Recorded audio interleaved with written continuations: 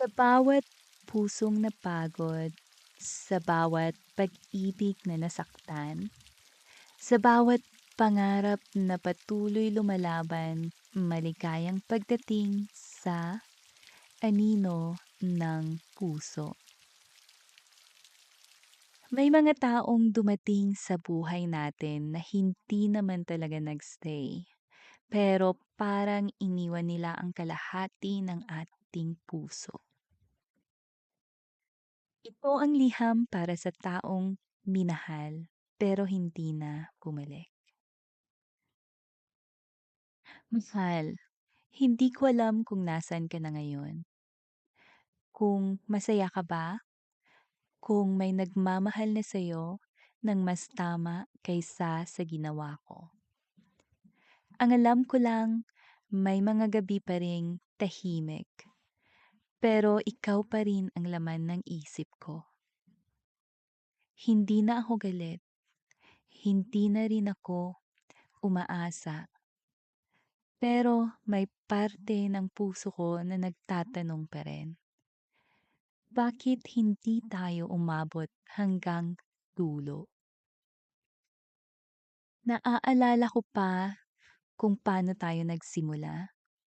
Ang mga tawa, ang mga pangarap, ang mga pangakong akala natin kakayanin ng panahon. Pero may mga pag-ibig pala na hindi nasisira dahil sa kakulangan ng pagmamahal, kundi dahil sa kakulangan ng tapang. Tapang na piliin ang isa't isa, tapang na manatili, tapang na ipaglaban ang tayo. Minsan iniisip ko, kung naging mas matapang lang tayo, kung hindi tayo natakot masaktan, kung hindi tayo sumuko agad, may tayo pa kaya ngayon?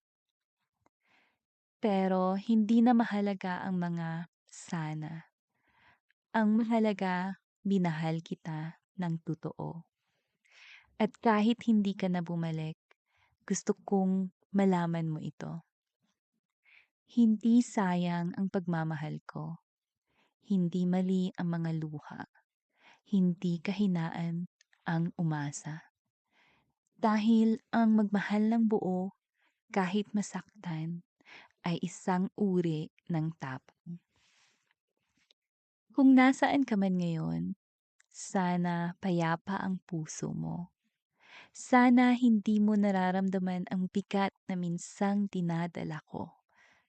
At kung sakaling maalala mo ako, hindi bilang sakit, kundi bilang isang taong minahal ka sa abot kaya ng kanyang makakaya.